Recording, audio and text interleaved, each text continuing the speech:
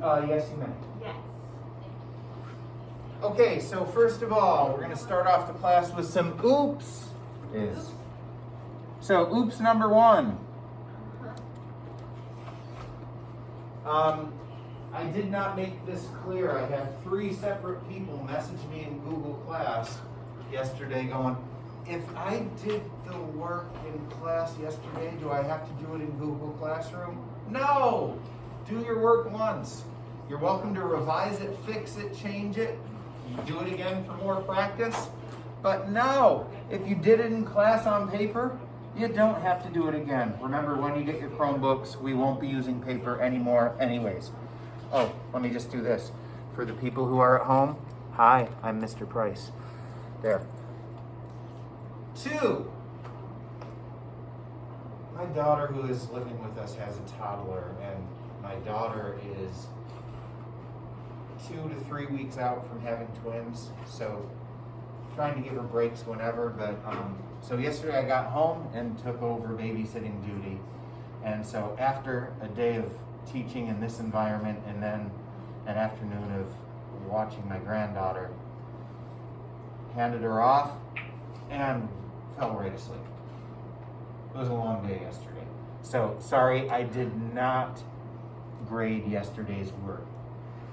I'm not always a fast grader anyways, but I really wanted to get that back in your hands so that you could, trying to do well, trying to do good things this year. And so failed on the first attempt. And for the folks at home, I'd like to be screencasting, but I can't seem to get it where it will record sound without like dropping the sound every couple seconds. So I am videotaping this, and it doesn't have the right side of the screen, so let's do this. Hi, I'm Mr. Price. Okay, so today we are going to be doing some map work. Let me give you some maps.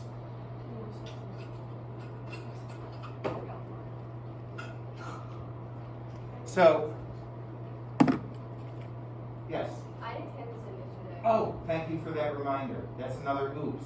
If you did not turn in the work yesterday and have it done today, if you want to put it on your desk, I can pick it up while I am passing out maps. You guys should mask up. I'm coming into the room. I am moving into the room.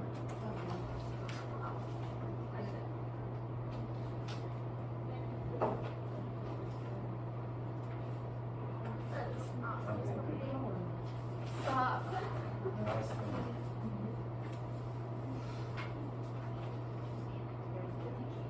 You're welcome.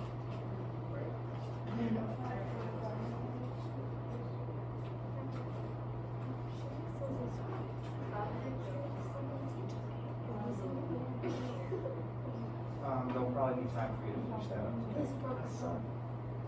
I don't use every second today. Okay. That had to be some exciting cinematography for the folks back home.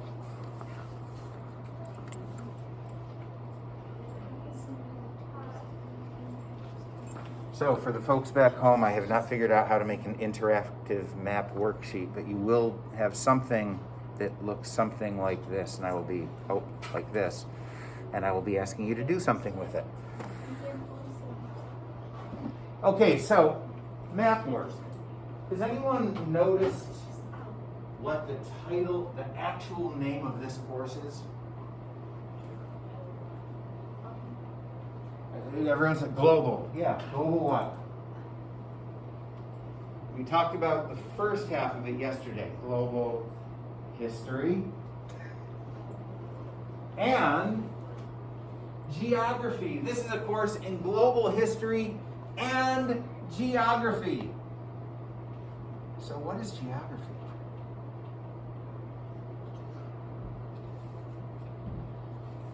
We talked yesterday about how history is the study of the human past, the recorded human past.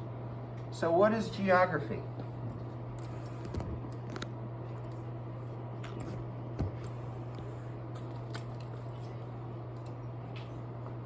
I'll guide you through the map work. When you're done, we'll turn that in and we'll do a Regents Ready, and that'll be fun. Okay, so what is geography? It's the study of places on Earth. I'm sorry, I'm deaf. I've been playing in bands since I was 13 and I'm very old, so I don't hear well. But it's not just that, it's also how those places impact human behavior. So, Florida.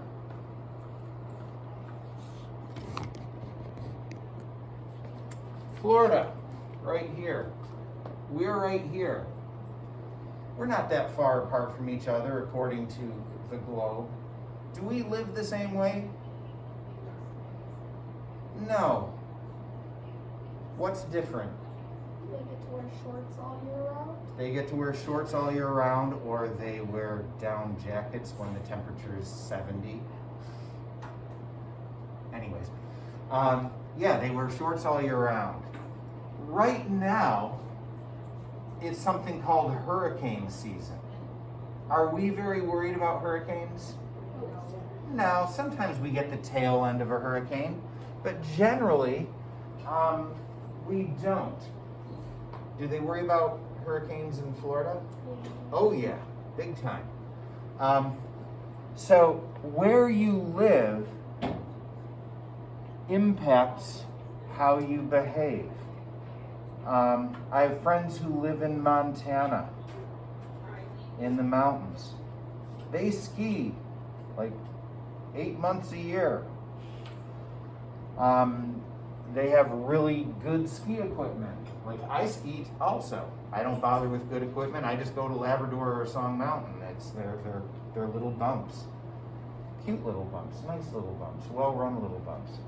And I have fun, but they basically live their life around skiing.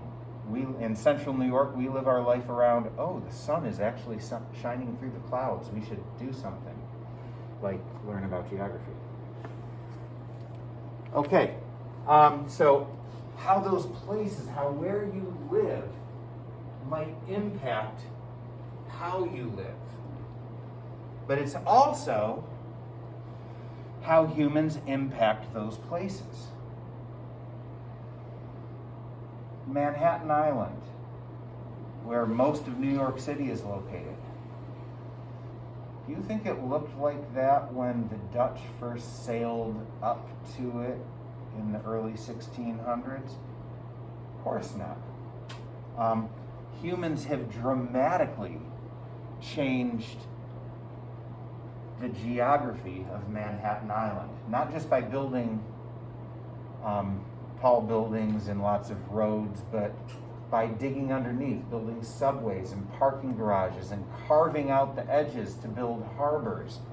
And like even the one natural place, Central Park, is actually a complete natural rebuild. They didn't just take land and say, okay, this is a park. They actually designed the park to be the way it is. They built hills and they planted forests and built ponds and lakes. So humans have greatly impacted the geography of New York City and many other places. Anytime we build a road, that's geography. Anytime that we put in a sewer line, that's geography. Farming, it's impacting the earth, it's geography. Okay. And yes, geography includes climate, and that's sort of the Florida, New York thing. They prepare for hurricanes, we prepare for snow. Okay, so what we're going to do, I'm going to ask you to, on the map that I've given you, locate first the Caspian Sea. And so I'm going to jump to that first. This is not the map that you have in front of you. This only shows Europe, Asia, and Africa, because I wanted to get close enough where you could see the Caspian Sea. Now, who has heard of the Caspian Sea before? Okay, and by the way, don't worry about that. It is not historically the most important place in the world. It's not even the most important sea in the world. It's not the biggest one. It doesn't have a huge play in history. But why I want you to learn it is the best reference point for dividing Europe from Asia. Europe and Asia are one landmass, and they should be one continent, but they aren't. They are two separate continents.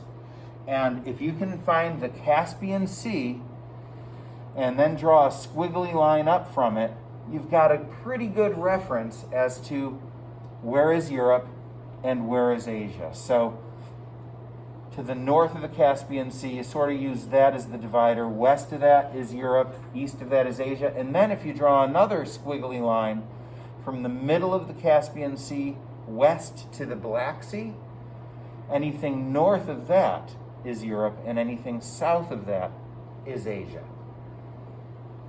So the Caspian Sea and then the Black Sea are what we use as our reference points for dividing Europe to the west and north from Asia to the south and east. Now on this world map that we have here, you'll see you got these dotted white lines to help you. Europe from Asia. This map, they color code it. Asia in yellow, Europe in green. But you aren't always going to have those reference points. So Caspian Sea and the Black Sea are our dividing points of Europe from Asia. Anyone need help finding the Caspian Sea? Okay, I'm going to come out into the room, so we got to mask up. And I'm going to go back to our list of places that we're mapping. Please note you are allowed to use cell phones to help you with the map. And let me help you with Caspian Sea.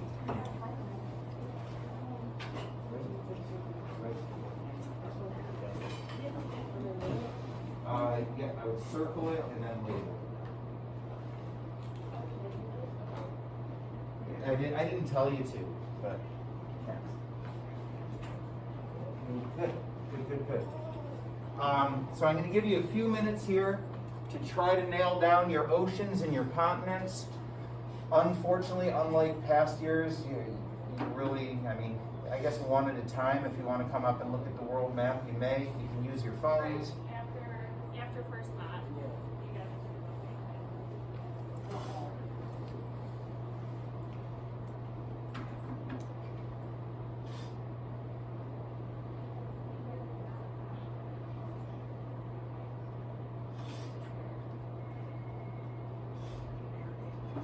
I did not take attendance, so I'm going to do that while you do this. I'm going to pause my video.